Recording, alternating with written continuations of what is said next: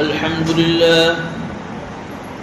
لله نحمده ونستعينه ونستغفره ونؤمن به ونتوكل عليه ونعوذ بالله من شرور أنفسنا ومن سيئات أعمالنا من يهده الله فلا مضل له ومن يضلله فلا هادي له ونشهد أن لا إله إلا الله وحده لا شريك له ونشهد أن سيدنا ومولانا محمدا عبده ورسوله وبارك وسلم تسليما كثيرا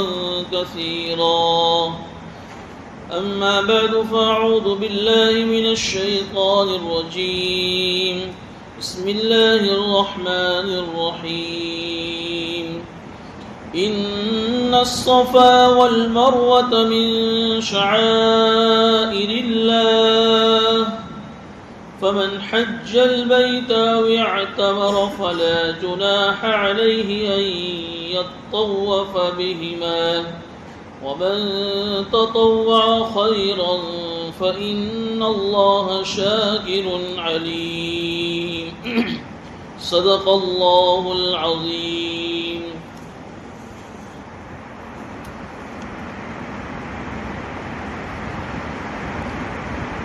گزشتہ درس میں سورہ بقرہ کے رکو نمبر 19 کی تلاوت کی گئی اور اس کی تفسیر چل رہی تھی،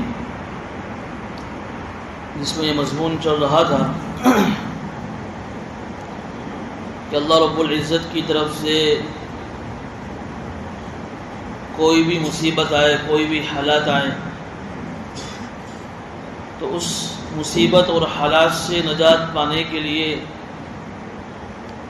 آدمی کو دو چیزوں کا سہارا لینا چاہیے. یا ایھا الذین آمنوا استعینوا بالصبر والصلاۃ، نمبر 1 پر ہے صبر اور نمبر 2 پر ہے نماز. کہ صبر کرے، یعنی اللہ کی طرف سے آئی ہوئی مصیبت پر اور حالات پر یہ خیال کرے کہ یہ اللہ کی طرف سے ہے. اس پر شکوہ شکایت، ہائے واویلا لوگوں کے سامنے بار بار اس مصیبت کو بیان کرنا یہ نہ، بلکہ اللہ کی طرف سے آئی ہوئی اس مصیبت پر صبر کرے. اور دوسری جو چیز تھی کہ نماز کے ذریعے سے اس مصیبت سے نجات پانے کے لیے اللہ رب العزت سے نماز کے ذریعے سے مدد مانگے. پھر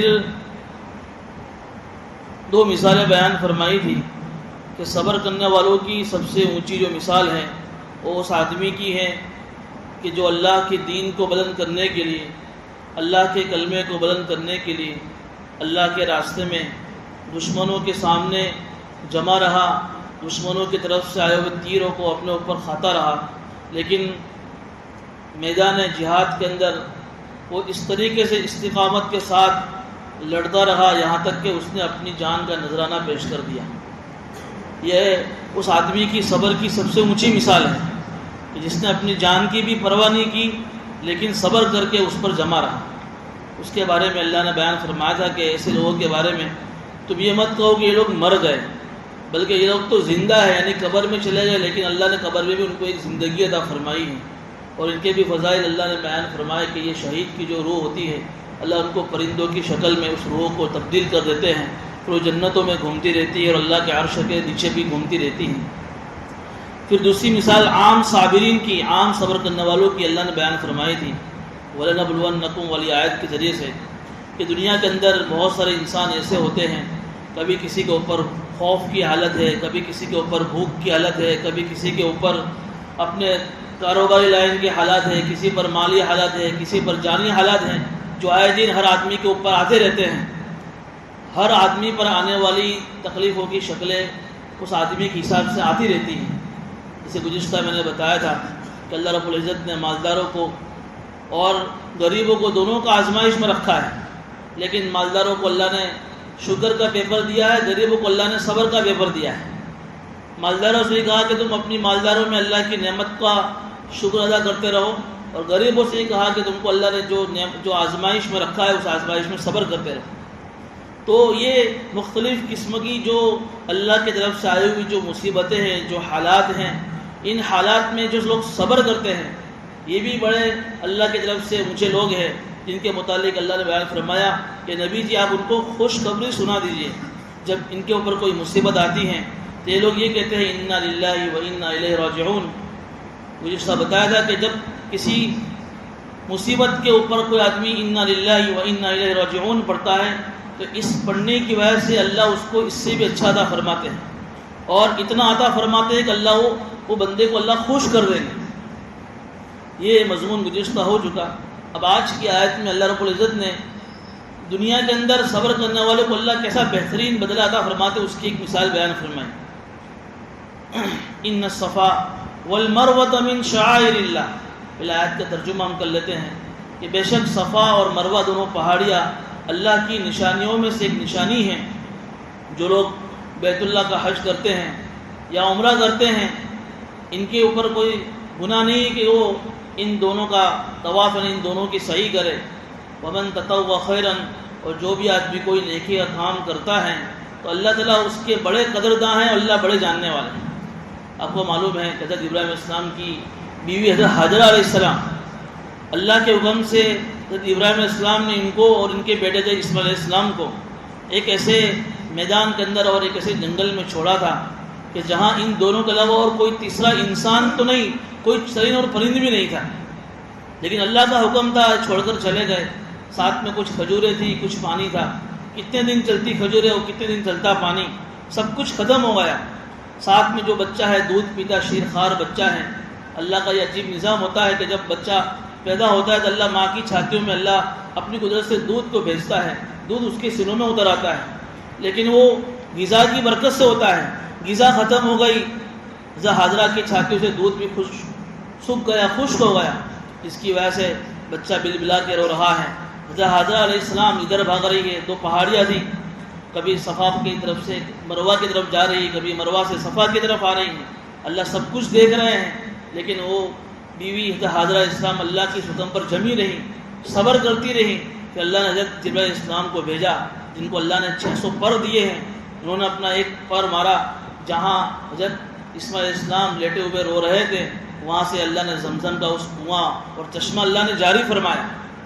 پھر یہ جو دو پہاڑیاں تھیں، جن دو پہاڑیوں پر حضرت حاجرہ علیہ السلام دوڑا کرتی تھی، یہ اللہ رب العزت کو ان کی یہ ادا اور اللہ کی طرف سے آئی ہوئی ان کی صبر اتنی پسند آئی کہ جب حضرت ابراہیم علیہ السلام نے کعبۃ اللہ اپنے ہاتھوں سے جب تعمیر فرمایا، دونوں باپ بیٹوں نے، تو سب سے پہلے ان دونوں نے اللہ کے حکم سے اس صفا مروہ کی صحیح فرمائی۔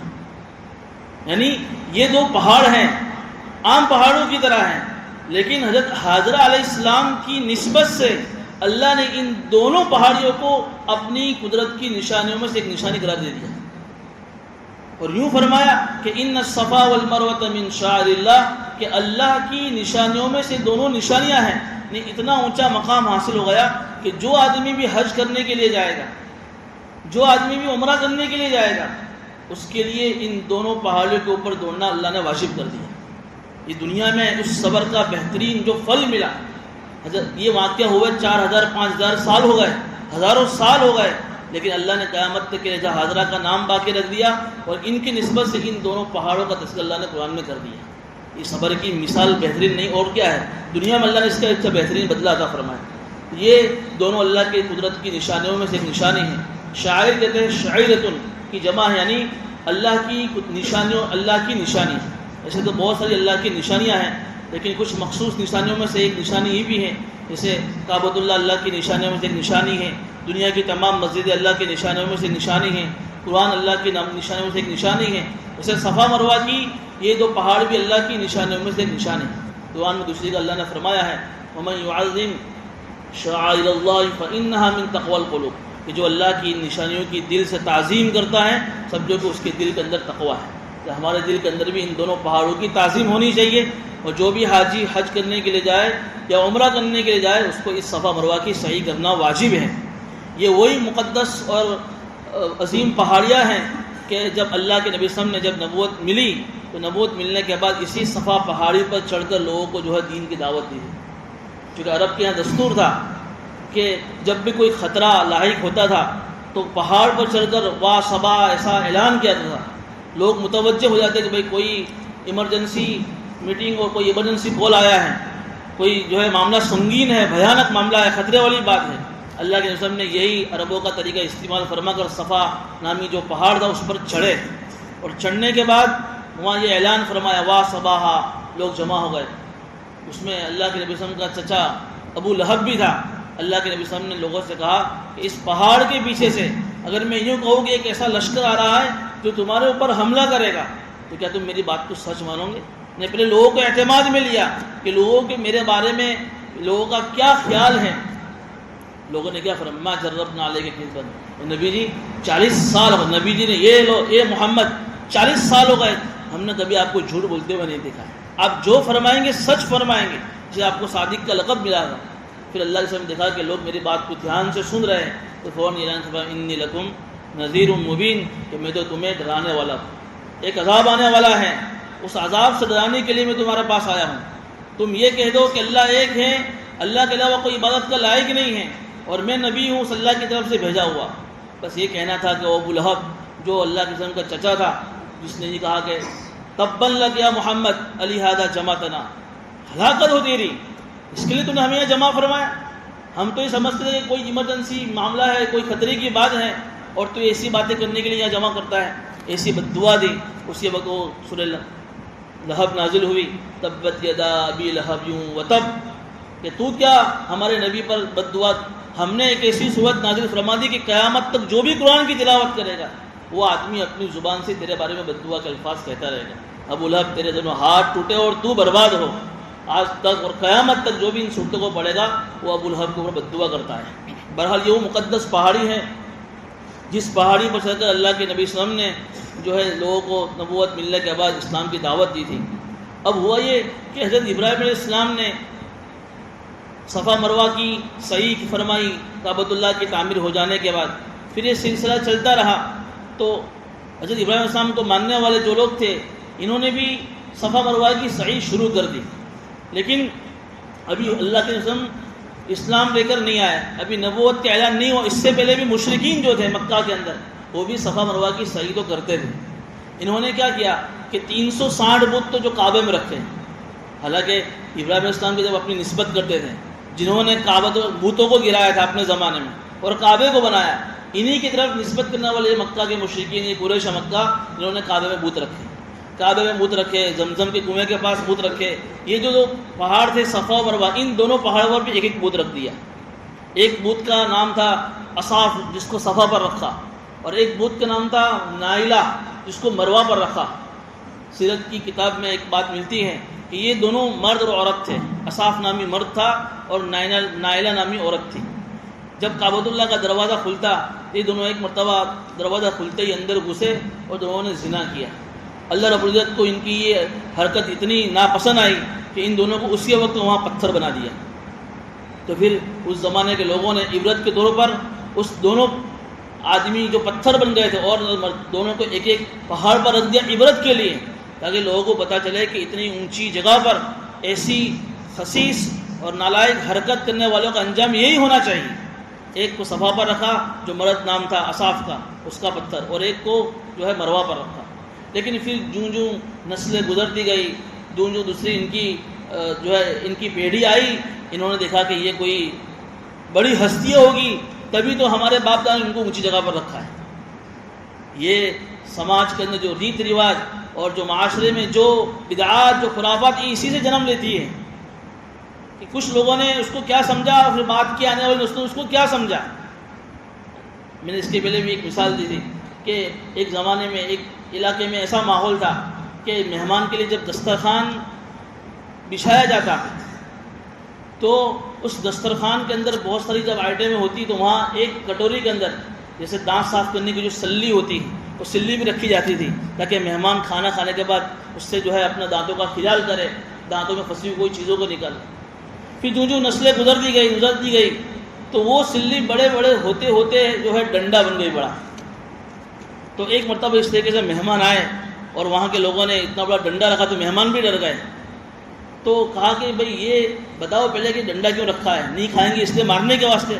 کہا کہ ہم نے تو ہمارے باپ دادا کے زمانے سے اس کو دیکھا ہے، ہم کرتے آئے ہیں، تو اس کی حقیقت کیا ہے کسی کو معلوم نہیں۔ لیکن ایک پرانے جو بزرگ تھے، ان کی عمر بڑی ہو گئی تھی، ان پتہ چلا کہ وہ اتنے زمانے کے پرانے ان کے پاس گئے تو انہوں نے یہ حقیقت بتائی کہ حقیقت میں یہ ہے، لیکن پھر لوگوں نے اس کو سلی کو بڑا کرتے کرتے وہ ڈنڈا بن گئے۔ تو یہی چیز یہاں پر بھی ہوئی، باپ دادا نے وہ چیز اس لیے رکھی تھی کہ لوگوں کے لیے عبرت کی چیز بنے، تاکہ لوگ ایسی حرکت نہ کریں، لیکن آنے والی نسلوں نے اس کو اتنا عظیم بنا دیا کہ ان کو بت بنا دیا اور ان کی پوجا کرنا شروع کر دی۔ چنانچہ یہ مشرکین مکہ جب صفا مروہ کی سعی کرتے تو جب صفا پر پہنچتے تو اس بت کو ٹچ کرتے، مروہ پہنچتے تو تعظیم کے لیے اس بت کو ٹچ کرتے۔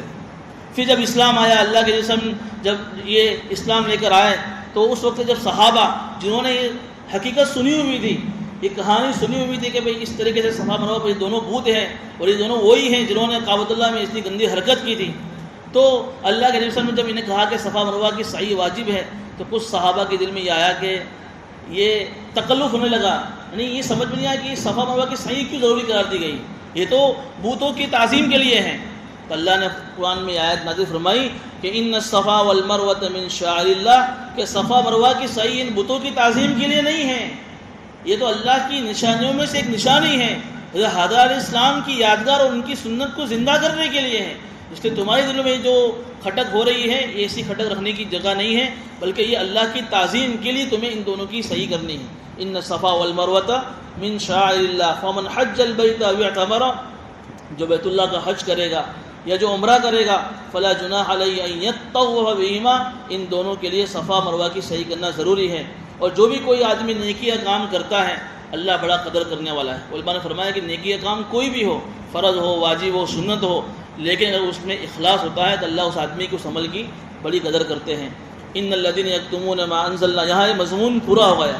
اب آپ نے پچھلے دوسرے بارے میں ایک آیت جہاں یہ کعبۃ اللہ کی قبلے کی بات چل رہی تھی، وہاں یہ مضمون آپ نے سنا تھا کہ یہودی لوگ جنہیں یہ معلوم تھا کہ ایک آخری زمانے میں آخری نبی آنے والے ہیں، ان کا آخری قبلہ بیت اللہ ہوگا، اور تورات کے اندر اور انجیل کے اندر یہ ساری نشانیاں ان کو پہلے سے معلوم تھیں کہ نبی کیسے ہوں گے، ان کے حلیہ کیسا ہوگا، ان کی صفتیں کیسی ہوگی، کہاں پیدا ہوں گے، کہاں ہجرت کریں گے، ان کا آخری قبلہ ساری ڈیٹیل معلوم تھی، لیکن پھر بھی یہودی ساری چیزیں چھپاتے تھے۔ اللہ ان کا انجام یہاں بیان فرما رہے ہیں کہ ان الذین یکتمون ما انزلنا من البینات والہدی، جو لوگ اللہ کی طرف سے آئی ہوئی دلیلوں کو اور آئی ہوئی ان ہدایت کی باتوں کو، حالانکہ وہ چیزیں ان کے سامنے ان کی کتابوں میں بیان ہو چکی ہیں، پھر بھی لوگ چھپاتے ہیں، اللہ ان کا انجام بیان فرما رہے ہیں کہ اللہ بھی ان پر لعنت کرتا ہے اور دنیا کی ساری مخلوق بھی ان پر لعنت کرتی ہے۔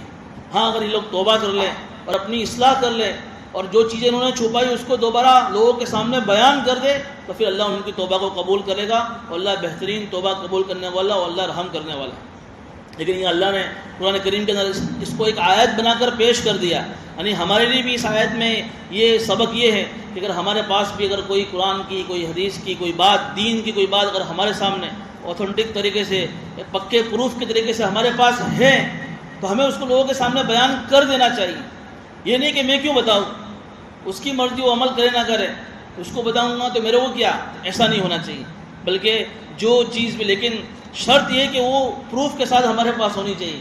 ایک تو یہ کہ کسی سے سنی اور اس کو ہم نے نقل کر دیا، جو آج ہو رہا ہے واٹس ایپ کے اوپر، کوئی تحقیق نہیں ہے، اور بغیر تحقیق کے لوگ اس کو دین یوں سمجھ رہے کہ بھئی یہ چھپانا ہمارے لیے گناہ ہے، یہ الگ ہے مضمون، وہ مضمون الگ ہے۔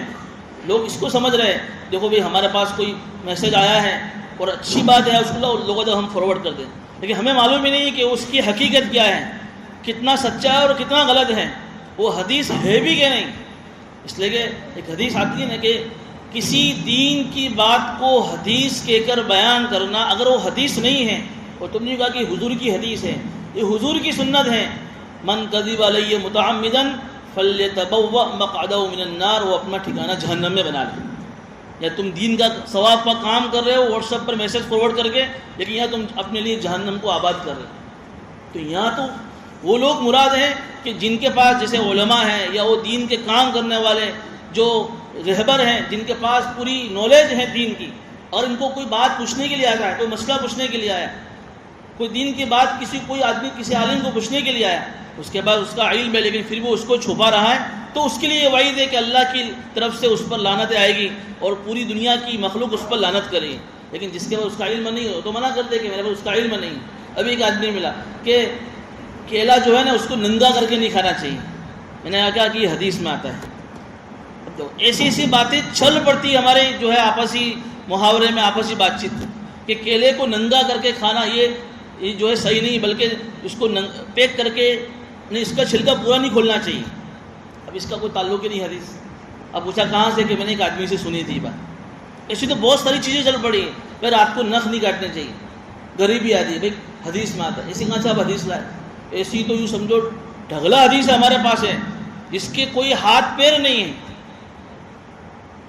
اس لیے تو پورا ایک مستقل فن وجود میں آیا کہ حضور اکرم صلی اللہ علیہ وسلم سے جو بات آپ کی زبان مبارک سے نکلی ہے, اور وہ بات کتنی سچ ہے, کتنی صحیح ہے, اور کن کن لوگوں نے اس بات کو نقل کرتے کرتے ہم تک پہنچایا ہے, ان سارے لوگوں کی پوری چھان پھٹک کی گئی, ایسے آدمیوں کی تحقیق کی گئی, اور مستقل کتابیں لکھی گئی کہ حضور کی حدیث 5 واسطوں سے فلاں محدث کے پاس پہنچی ہے, تو فلاں محدث اس حدیث کو ہم تک بیان کرنے میں پہلے اس 5 آدمیوں کی تحقیق کرے گا.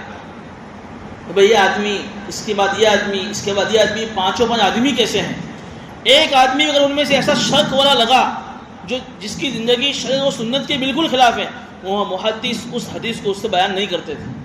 کہتے ہیں نا ضعیف حدیث. تو ضعیف حدیث کا مطلب بھی یہی ہے کہ حدیث تو ہے صحیح, لیکن جن ذریعے سے, جن واسطوں سے ہم تک پہنچی ہیں, وہ واسطے کھوٹے بیچ میں آ گئے ہیں. ایک واسطہ بھی کھوٹا آ گیا, وہ حدیث ضعیف ہو گئی.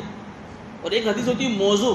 موضوع کا مطلب من گھڑت روایت, وہ حدیث ہے ہی نہیں, حضور نے اس کو بیان فرمایا ہی نہیں ہے. لیکن بعد کے زمانے میں کچھ لوگ ایسے بھی نکلے, دشمنان اسلام کے دشمن, جنہوں نے وہ اپنے حساب سے وہ حدیثیں گھڑی اور پھر اس کو حضور کی طرف نسبت کر دیا اور وہ چل پڑی. اس لیے ہمیں بہت احتیاط کی ضرورت ہے ایسے معاملے کے اندر. ہم نے جو ہے نا اس کو بالکل سرسری لیا ہوا ہے. اس لیے حدیث میں آتا ہے کہ آدمی کے جھوٹا ہونے کے لیے کافی ہے کہ وہ آدمی ہر سنی ہوئی بات کو اگر نقل کر دے. یحدث بکل ما سمع, ہمارے اوپر اس کا کوئی فریضہ نہیں. ہمارے پاس تو اگر کسی عالم سے کوئی بات سنی ہے, اس کا حوالہ ہمارے پاس ہے, اس عالم پر بھروسہ ہے, تو وہ بات ہم دوسروں کو کہہ سکتے ہیں. لیکن واٹس ایپ پر آئی ہوئی باتیں, انسٹاگرام پر آئی ہوئی باتیں, فیس بک پر آئی ہوئی باتیں, یہ لوگ ہم اس طریقے سے آن لائن جو باتیں سنتے ہیں اس کو آگے نقل نہیں کرنا چاہیے. تو یہاں پر وعید ان لوگوں کے لیے ہے جن کے پاس صحیح طریقے سے دین کا کوئی علم ہو, اس کو چھپانا نہیں چاہیے. آگے اللہ فرما رہے ہیں ان الذین کفروا وماتوا وهم کفار, کہ جو لوگ جنہوں نے کفر کیا اور کفر کی حالت میں ان کی موت آئی, یعنی توبہ نہیں کی اور ساری چیزیں چھپائی, اپنی اصلاح نہیں کی, اور کفر پر یعنی شرک پر اپنی موت آئی. اللہ فرما رہے کہ اولئک علیہم, اللہ بھی ان پر لعنت کرتے ہیں, فرشتے بھی ان پر لعنت کرتے ہیں, اور دنیا کی ساری مخلوق بھی ان پر لعنت کہتے ہیں. اللہ کی رحمت سے دوری بڑی خطرناک چیز ہے لعنت. ایک آدمی پر لعنت کرنے کا مطلب یہ ہوتا ہے کہ تو اللہ کے رحمت سے دور ہو گیا. اس لیے علماء نے لکھا ہے کہ لعنت کرنے میں احتیاط کرنی چاہیے. یہاں تک بات لکھی ہے کہ کسی مسلمان کی بات تو جانے دو, کسی ایسے آدمی کے اوپر جو ابھی فی الحال کافر ہیں, جو نان مسلم ہے, اس پر بھی لعنت نہیں کرنی چاہیے. اس لیے کہ ہو سکتا ہے کہ بعد میں موت سے پہلے اللہ اس کو اسلام کے اللہ نے اس کو نعمت دے دی اور اسلام کی حالت میں گیا, تو پھر تم کس منہ سے اس پر لعنت کرنے کے مستحق ہوتے؟ تم کون اس پر لعنت کرنے والے؟ لیکن آج یہ مزاج بھی کسی سے دشمنی ہو گئی اور اس پر لعنت شروع ہو گئی. اور خاص کر کے ہماری عورتوں میں یہ مزاج بہت بڑھ گیا ہے. غصہ گیا تو اپنے بچوں پر لعنت, غصہ گیا تو اپنے شوہر پر لعنت, غصہ گیا تو پتہ نہیں کن کن پر لعنت, اور ایسی سے لعنتوں کی فہرست ان کی زبانوں سے نکلتی ہے جو اب تک ہم نے سنی نہیں ہوتی. ایک روایت انوار البیان کتاب میں نے پڑھی, حضرت ابو درداء کی روایت ہے کہ جب کوئی بندہ کسی پر لعنت کرتا ہے تو لعنت آسمانوں پر جاتی ہے, لیکن آسمانوں کے دروازے بند ہو جاتے ہیں تو لعنت زمین پہ اترتی ہے. زمین پہ اس کو کیچ نہیں کرتی, زمین کے دروازے بھی اس کے لیے بند ہو جاتے ہیں, وہ دائیں بائیں گھومتی رہتی ہیں, دائیں بائیں کوئی جگہ اس کو جگہ نہیں ملتی ہے. تو پھر جس کے لیے لعنت کی اگر وہ لعنت کا صحیح حقدار ہے تو اس پر جا کر پڑتی ہیں, لیکن وہ لعنت کا حقدار نہیں ہے تو جس نے لعنت کی تھی اسی کو لعنت آ کر اٹک جاتی ہے اور آدمی اللہ کے رحمت سے دور ہو جاتا ہے. اس لیے احتیاط کرنے کی چیزیں ہیں. خالدین فیہا لا یخفف عنہم العذاب ولا هم ينظرون, یہ لوگ اس میں ہمیشہ ہمیشہ رہیں گے. یعنی یہ جو لوگ کفر پر جن کی موت ہوئی ہے جہنم میں ہمیشہ ہمیشہ رہیں گے, نہ ان سے عذاب کو ہلکا کیا جائے گا نہ انہیں مہلت دی جائے گی. وَإِلَٰهُكُمْ إِلَٰهٌ وَاحِدٌ لَا إِلَٰهَ إِلَّا هُوَ الرَّحْمَٰنُ الرَّحِيمُ, مضمون پورا ہوا. اب پھر سے یہاں سے رکن نمبر 20 سے اللہ پھر سے اپنی توحید کا مضمون شروع کر رہے ہیں. اور مضمون شروع کرنے سے بھی اللہ یہ اعلان فرما رہے ہیں کہ دیکھو تم سب کا معبود اور تم سب کا خدا ایک ہی ہے. لا الہ الا ہو، اس کے علاوہ کوئی عبادت کے لائق نہیں ہے. الرحمن الرحیم، جو بےحد مہربان نہایت رحم کرنے والا ہے. اللہ کی توحید کا اعلان ہو رہا ہے. اللہ خود اعلان کر رہے ہیں کہ تم سب کا معبود ایک ہی ہے. ایک ہونے کا مطلب یہ ہے کہ بھئی عبادت کے اندر بھی اور توحید کے اندر بھی، ربوبیت کے ہر اعتبار سے اللہ تمہارا ایک ہی ہے. دو تین خدا بھی نہیں ہے، نہ ذات میں کوئی دو اللہ ہے، نہ صفات میں دو تین اللہ ہے. ہر اعتبار سے اللہ ایک ہے. اور اللہ ایسی شان والا ہے کہ جو رحمان ہے، جو رحیم ہے. بسم اللہ الرحمن الرحیم، ہم اس کی تفسیر سن چکے ہیں کہ رحمان اللہ کی وہ صفت ہے جس کا ترجمہ ہم یہ کہتے ہیں بےحد مہربان. اس کا ظہور اللہ دنیا میں فرماتے ہیں. اسی رحمان جو اللہ کی صفت ہے، اسی صفت کا نتیجہ ہے کہ اللہ کے اس دنیا کے دسترخوان سے اللہ ہر ایک کو کھلا رہا ہے. ورنہ ایسا نہیں ہوتا ہے کہ اللہ تعالیٰ مسلم کو کھلا رہا ہے اور نون مسلم کو اللہ نہیں کھلا رہا ہے. بارش برستی ہے، ہر ایک کے کھیت میں برستی ہے، چاہے وہ مسلمان کا ہو چاہے وہ نون مسلم کا ہو. یہ اللہ کی صفت رحمت کا نتیجہ ہے، رحمان کا. اگر یہ صفت رحمان نہ ہوتی تو اللہ اپنے کافر کو ایک گھونٹ پانی کا نہ پلاتی. اس لیے یہ اللہ کی صفت رحمان کا ظہور دنیا میں ہوتا ہے. لیکن رحیم جو اللہ کی وہ صفت ہے جس کا ظہور صرف آخرت میں ہوگا، وہ مسلمانوں کے لیے. کہ اللہ نہایت رحم کرنے والے ہیں تو آخرت میں اللہ مسلمانوں پر صرف رحم کریں گے. وہاں اللہ کافروں پر رحم کریں گے نہیں، وہاں صرف مسلمانوں پر ہی رحم ہوگا. اس لیے تو کہا کہ قیامت میں 3 کچہری لگے گی. ایک کچہری میں وہ کیس آئیں گے جو کفر و شرک کے کیس ہوں گے، اس کے بارے میں تو اللہ کوئی رحم نہیں کریں گے. سیدھا اللہ ان کافروں کو، مشرکوں کو سیدھا اللہ جہنم کے حوالے کر دیں گے، ہے نا، اور ہمیشہ شامل اس میں رہیں گے. دوسری کچہری ان مسلمانوں کی ہوگی جو گنہگار ہوں گے. لیکن گنہگار کیسے؟ کہ جنہوں نے اللہ کے حق کے معاملے میں کوئی کوتاہی کی ہوگی. نماز اللہ کا حق ہے، روزہ اللہ کا حق ہے، تہجد اللہ کا حق ہے. جو بھی اللہ کے جو فریضے ہیں ان کو، جس کا تعلق اللہ کی ذات کے ساتھ ہے، اس میں کچھ کمی کوتاہی ہوئے گی تو اس میں اللہ تعالیٰ یہ معاملہ فرمائیں گے. اپنے فضل سے اللہ جس کو چاہے معاف کر دے، اللہ جس کو چاہے سزا دے کر پھر اللہ اس کو جنت میں بھیج دیں گے. کوئی آدمی کسی پر اللہ پر یہ سوال نہیں کر سکتا کہ اللہ ہم دونوں ایک طرح کے گنہگار ہیں، اس نے بھی اتنی نماز نہیں پڑھی، میں نے بھی اتنی نماز نہیں پڑھی، تو انہوں نے اس کو سیدھا جنت میں بھیج دیا اور میرے کو تو جہنم میں بھیج رہا ہے. وہاں اللہ کوئی آدمی اللہ کو کوئی سوال نہیں کر سکتے. میں آپ کو اس کو ایک مثال سمجھاؤں. ایک اللہ کا اپنے بندے سے ایک ضابطہ ہے، ایک رابطہ ہے. ضابطہ مطلب قانون تو یہ ہے کہ دونوں کو سزا ملنی چاہیے، لیکن اللہ رابطہ کا معاملہ جس سے چاہے وہ اللہ فرما سکتے ہیں. میں آپ کو ایک مثال دوں. ایک مدرسے کے محتمم نے ایک اعلان کیا، بھائی جو آدمی مدرسے میں فلاں اصول کو توڑے گا ہم مدرسے سے اس کا کھانا بند کر دیں گے. ایک قانون کی شکل میں مدرسے کے پرنسپل نے، اسکول کے پرنسپل نے اعلان کر دیا. اب 2 طالب علم پکڑا گئے جنہوں نے اس قانون کو توڑا. دونوں کے لیے مدرسے سے کھانا بند ہو گیا. یہ ضابطے کی بات ہے کہ دونوں کے لیے کھانا بند. اس میں ایک محتمم کا بیٹا بھی ہے اور ایک دوسرا طالب علم ہے. دونوں کے لیے کھانا بند ہو گیا مدرسے کی اندر طرف سے. لیکن ایک رابطے کی بات یہ ہے کہ بھئی وہ بیٹا ہے محتمم کا، تو وہ محتمم اس کو اپنے گھر سے اگر کھانا دے رہا ہے تو اس میں وہ آدمی سوال نہیں کر سکتا تھا طالب علم کہ تم کیوں اس کو اپنے گھر سے کھانا بھیج رہے ہو. اس کے اپنے رابطے کی بات ہے، اس کا اپنے بیٹے کا تعلق ہے، اس تعلق کی وجہ سے وہ کھانا اپنے گھر سے آ رہا ہے. مدرسے سے کھانا کسی کو نہیں مل رہا ہے. اللہ کا اپنے بندے سے ایک ضابطہ ہے، ایک رابطہ ہے. اللہ جس کے ساتھ ضابطے کا معاملہ فرماوے، اللہ جس کے ساتھ رابطے کا معاملہ فرماوے. ہم بندے کو اللہ پر کوئی اعتراض کرنے کی کوئی چیز نہیں. تیسری ایک کچہری ہوگی جس میں وہ مسلمان گنہگار آئیں گے جس کا تعلق بندوں کی ذات کے ساتھ ہوگا، لوگوں کے حق دبائے ہوں گے. حدیث میں آتا ہے کہ میری امت کا مفلس اور غریب کون؟ تو صحابہ نے کہا کہ جس کے پاس روپیے پیسے نہ ہو. حضور نے فرمایا کہ یہ نہیں ہے. ایک ایسا آدمی جو قیامت میں ڈھیر ساری نیکیاں لے کر آئے گا، ڈھیر ساری نیکیاں لے کر آئے گا، لیکن کل قیامت کے دن حق والے اپنا حق لینے کے لیے آئیں. کسی نے اس کو گالی بولی ہوگی، کسی کا حق دبایا ہوگا، کسی کا میراث کا حق دبایا ہوگا، کسی کو مارا ہوگا، کسی کی زمین دبائی ہوگی. حق والے آئیں گے، اپنا حق مانگیں گے. اللہ تعالیٰ جو فرمائیں گے اس بندے سے جا کر ملو. میں تو معاف نہیں کروں گا جب تک وہ بندہ معاف نہیں کرے. وہ اللہ تعالیٰ جو ہے معاف نہیں فرمائیں گے. وہ بندہ جو قیامت میں معاف کرنے والا ہے نہیں. وہ اللہ سے کہے گا بھائی نہیں، مجھے تو جو ہے ابھی ان کا مطالبہ چاہیے. تو چنانچہ وہاں تو پیسے روپے تو ہوں گے نہیں، تو ان کی جو تھی ساری جو اس کی نیکیاں اس بندے کو دے دی جائے گی.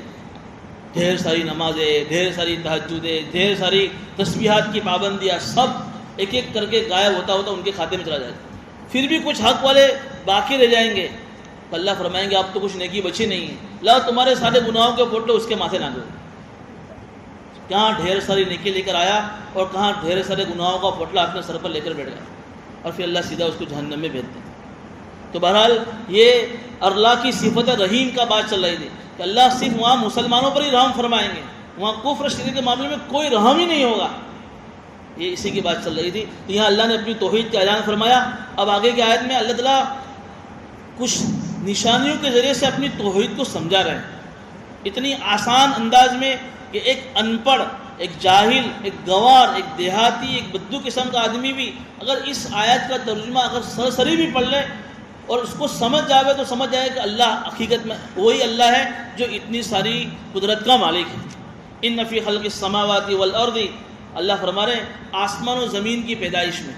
اب آسمان و زمین کی پیدائش کوئی آدمی غور کرے، 7 آسمان ایسے 7 زمین، ان کے بیچ میں ہم رہ رہے ہیں، سانس لے رہے ہیں، اللہ نے کیسا آسمان بنایا، اللہ نے کیسی زمین بنائی، ایک ستون نہیں، ایک تھمبا نہیں، ایک پلر نہیں۔ کوئی آدمی سرسری بھی غور کرے اس کو اللہ کی وحدانیت سمجھ میں کہ اللہ کے سوا اس کو کوئی نہیں بنا سکتا ہے۔ واختلاف اللیل والنہار، رات اور دین کے بدلنے میں، یہ بھی اللہ کی بڑی قدرت کی نشانی ہے کہ اگر اللہ ہی اپنی قدرت سے رات کو دین میں اور دین کو رات میں بدلتے ہیں۔ یہ بھی اگر رات ہی رات رہتی تو کیا ہوتا، ساری چیزیں ٹھہر جاتی، دین و دین رہتا تو ساری چیزیں دین کی سورج کی گرمی سے جھلس جاتی، جل جاتی۔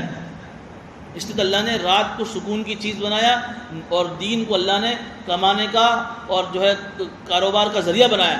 سورہ نبا میں اللہ نے اس کا تذکرہ فرمایا ہے، ہم نے دین کو کمائی کا ذریعہ بنایا، رات کو اللہ نے تمہاری سکون کی چیز بنایا۔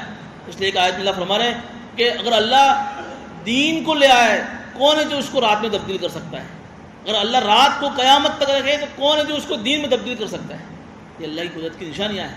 یہ آج ہم نے اللہ کی اس قدرت کی نشانی کو الٹا کر دیا ہے، رات کو دین بنا دیا ہے اور دین کو رات بنا دیا ہے۔ رات کس کے لیے بنائی تھی؟ سکون کے لیے بنائی تھی کہ آدمی نیند بہترین سو سکے، اور دین کو کس کے لیے بنایا تھا؟ کمانے کے لیے۔ اب دیکھو رات کمائی کا ذریعہ ہے اور دین سونے کا ذریعہ بن گیا ہے، نظام پورا الٹ گیا ہے۔ والفلک التی تجری فی البحر بما ينفع الناس، اور اللہ تعالیٰ کی قدرت کی نشانی یہ ہے کہ اللہ نے ایک ایسی کشتیاں بنائی ہیں جو لوگوں کے نفع کو لے کر سمندروں میں چیرتی ہوئی گھومتی رہتی ہے۔ ایک ڈھیلا پانی میں ڈالو تو ڈوب جاتا ہے، لیکن ہزاروں ٹنوں من وہ کشتیاں اور جہاز سامان لے کر ایک ملک سے دوسرے ملک میں جا رہے ہیں۔ کیا ہے؟ اللہ کا قدرت کا نظام نہیں ہے تو کیا ہے؟ یہ امپورٹ ایکسپورٹ کے جو کاروبار ہو رہے ہیں، سستا اسی میں پڑتا ہے لوگوں کو، اس لیے دیکھو کیسے بڑے بڑے جہاز ٹنوں مال لے کر ایک ملک سے ایک کنٹری سے دوسرے کنٹری میں جا رہے ہیں۔ بیما ينفع الناس، جس میں لوگوں کے لیے فائدے کی چیزیں ہوتی ہیں۔ اللہ اس کو اپنی قدرت کی نشانی میں بیان فرما رہا ہے، یہ اللہ کی ذات ہے کہ اللہ اس کو چلا رہا ہے۔ وما انزل اللہ من السماء من ماء، اللہ نے بادل سے پانی کو برسایا، اور کیسا برسایا کہ جس کی جس اللہ نے خشک زمین کو زندہ کر دیا۔ اللہ یہ بھی کر سکتا تھا ایک ساتھ سیلاب کی طرح پانی برسا دیتا تو کیا ہوتا؟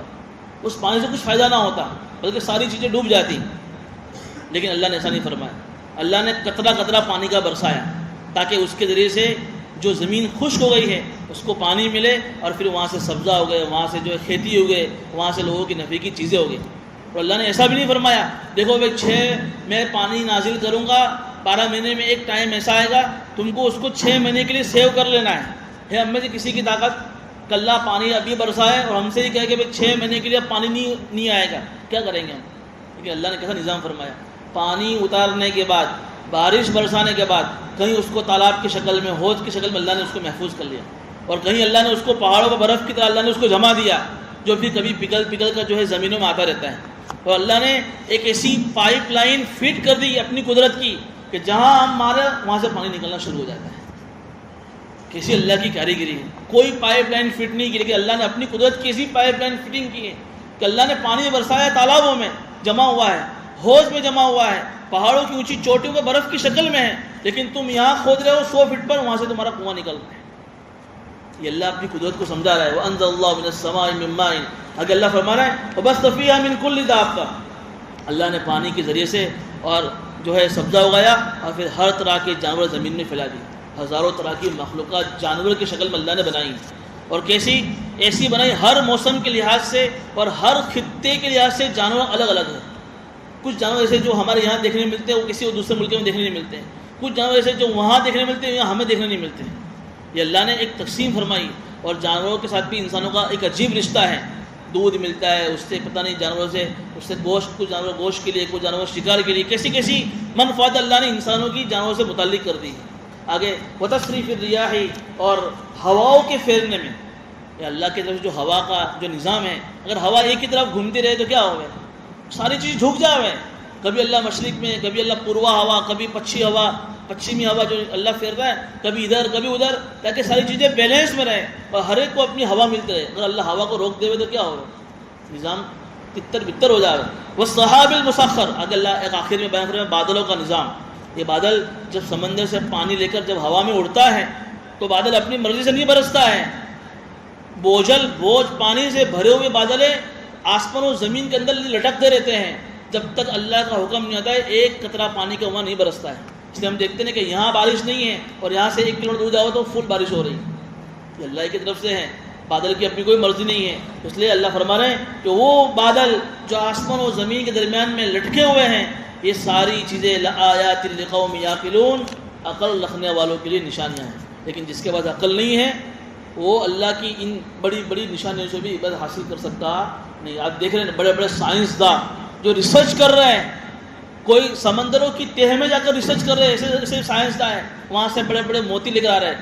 لیکن اگر ان کے پاس عقل نہیں ہے تو ان کو اتنی بڑی اللہ کی طرف کی نشانی سمجھ میں نہیں آ رہی، ہدایت نہیں مل رہی ہے.